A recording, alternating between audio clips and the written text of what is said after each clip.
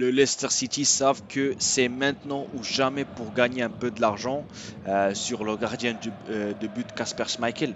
Ils savent très bien que son contrat va finir l'année prochaine. Euh, et que voilà, c'est soit maintenant ou jamais pour gagner un peu de l'argent s'il réussit à le vendre. Le plan, c'est de le vendre. Ça se voit que Leicester, ils ont même trouvé quelqu'un pour le remplacer. On parle de Robert Sanchez, le gardien de but de Brighton.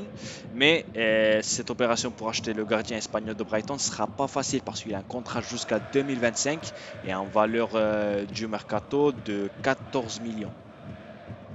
Lucas Torreira, qui était prêté par Arsenal au Fiorentina, ça se voit que les deux euh, se sont pas compris parce qu'il y avait des rumeurs, des nouvelles que le milieu de terrain uruguayen était prêt pour signer avec eux. Mais ça se voit que les deux se sont pas compris dans les négociations et tout. Et maintenant, Lucas Torreira va retourner à l'Arsenal. Et il a un contrat là-bas chez les Gunners jusqu'à 2023. Mais vraiment, il a pas fait une très mauvaise saison parce que il a réussi à se qualifier avec eux à la Conference League quand ils avaient battu la Juventus dans leur dernier match. Donc, on parle de la Juventus. Et il a même réussi à marquer 5 buts et il a fait 2 passes décisives. Donc ça, c'est pas des mauvais numéros, c'est pas des mauvais chiffres pour un milieu de terrain. Mais bon, euh, le plus important, c'est que maintenant, Lucas Torreira va faire son retour à l'Arsenal. Marcos Alonso qui pressionne pour sortir du Chelsea. Ça se voit que l'arrière gauche, il a une chose dans sa tête et c'est de jouer à Barcelone. Là, si on regarde ces news-là, ça c'est des très bonnes nouvelles pour Barcelone parce que quand on parle de la position des arrières gauches, il n'y en a qu'un, Jordi Alba, qui a eu la responsabilité de toujours la couvrir dans tous les matchs. Il n'y a pas eu un qui a donné un peu d'espoir. Il n'y a pas eu un. Mais bon, il y a eu des nouvelles où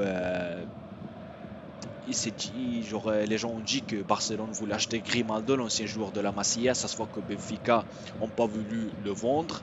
Il y a aussi l'option de José Luis Gaya, le capitaine de Valence. Euh, cette opération peut être trop compliquée là.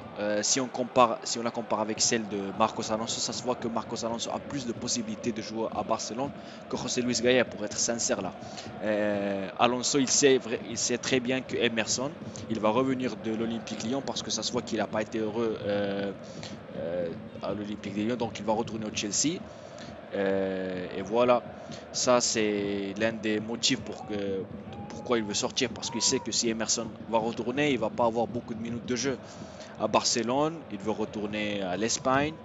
Et bon, on verra comment ça va évoluer dans les prochaines semaines. Mais il faut aussi dire qu'il lui reste qu'un an, donc ça c'est une très bonne chance de Chelsea pour gagner de l'argent avec le joueur, parce que sinon il va partir gratuitement. Nemanja Matic qui va quitter le Manchester United maintenant que la saison c'est fini. Il n'y a pas eu de nouveau contrat pour lui, 33 ans. Mais bon, ça se voit que le joueur il veut rester en Angleterre, il veut jouer dans la Premier League. Et il y a une équipe qui vient de faire une saison historique en deuxième division, Fulham, qui vont maintenant monter à la Premier League et qui ont le nom de Nemanja Matic sur leur agenda. Donc il faut faire trop attention parce qu'on peut voir comment Nemanja Matic devient joueur de Fulham dans ces prochaines semaines. Il y a un intérêt par Fulham. Il faut voir si Nemanja Matic est intéressé ou pas.